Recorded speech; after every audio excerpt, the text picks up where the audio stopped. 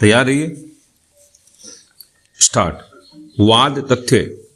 उच्चतम न्यायालय की एक खंडपीठ ने 7 मई 2014 को animal welfare board of India बनाम ए नागराजा और अन्य 2014 7 SCC 547 JLT 2014 SCJ 24 के मामले में तमिलनाडु में प्रचलित जल्लीकट्टू और महाराष्ट्र में प्रचलित बैलगाड़ी दौड़ को पशुओं के प्रति क्रूरता का निवारण अधिनियम 1960 की धारा 3, 11, 1 क और अंग के प्रावधानों के विपरीत और संविधान के अनुच्छेद 14, 21, 51 क G एवं H का उल्लंघनकारी घोषित किया था। विराम।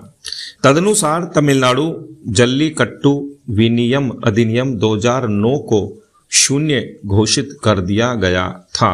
विराम। इसके बाद संबंधित मंत्रालय ने भी अधिनियम 1960 की धारा 22 के अधीन अधिसूचना दिनांक 7 जनवरी 2016 GSR 13 E MOEF and CC के द्वारा सांडों के खेल प्रदर्शन को प्रतिबंधित कर दिया, सिवाय प्रथागत परंपरागत खेलों के जो तमिलनाडु, महाराष्ट्र, कर्नाटक, भैंस दौड़, कंबाला, पंजाब, हरियाणा, केरल, गुजरात में प्रचलित थे और नियत मानकों एवं सुरक्षात्मक उपायों के अधीन संचालित थे। विराम।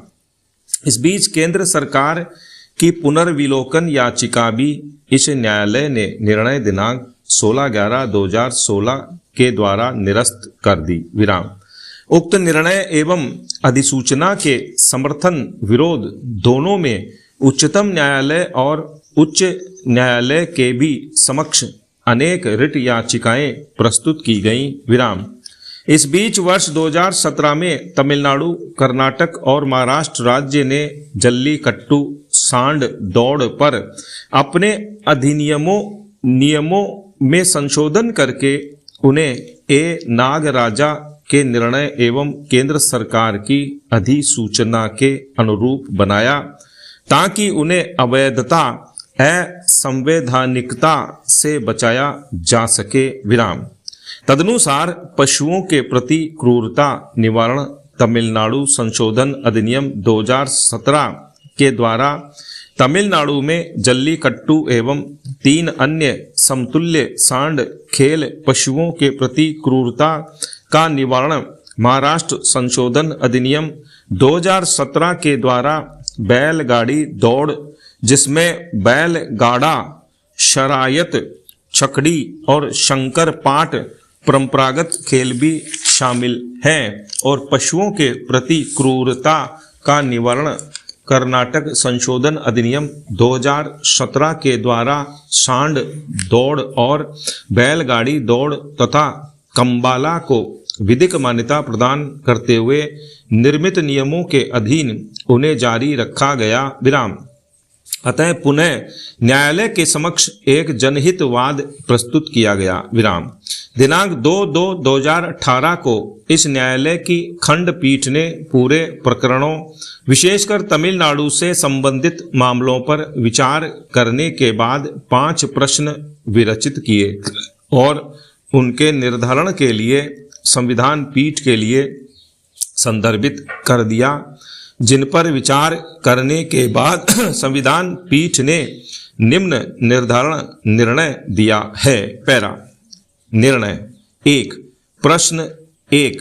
क्या पशुओं के प्रति क्रूरता का निवारण तमिलनाडु संशोधन अधिनियम 2017 सार और तत्व में भारत के संविधान की 7वीं अनुसूची की सूची 3 की प्रविष्टि 17 में संदर्भनीय है, अथवा क्या यह पशुओं के प्रति क्रूरता आगे और शाश्वत निरंतर बनाता है, और इसलिए क्या इसे पशुओं के प्रति क्रूरता के निवारण का एक मापन होना माना जा सकता है। विराम। क्या यह छद्म विधायन है जो भारत के संविधान की राज्य सूची की किसी भी प्रविष्टि से अथवा समवर्ती सूची की प्रविष्टि 17 से संबंधित नहीं है? विराम। पैरा। उत्तर, पशु क्रूरता निवारण तमिलनाडु संशोधन अधिनियम 2017 छद्म विधायन का कोई अंश नहीं है। विराम। यह सार और तत्व में भारत के संविधान की 7वीं अनुसूची की प्रविष्टि 17 पशुओं के प्रति क्रूरता का निवारण से संबंधित है और जिसे राष्ट्रपति का अनुमोदन भी प्राप्त है। विराम।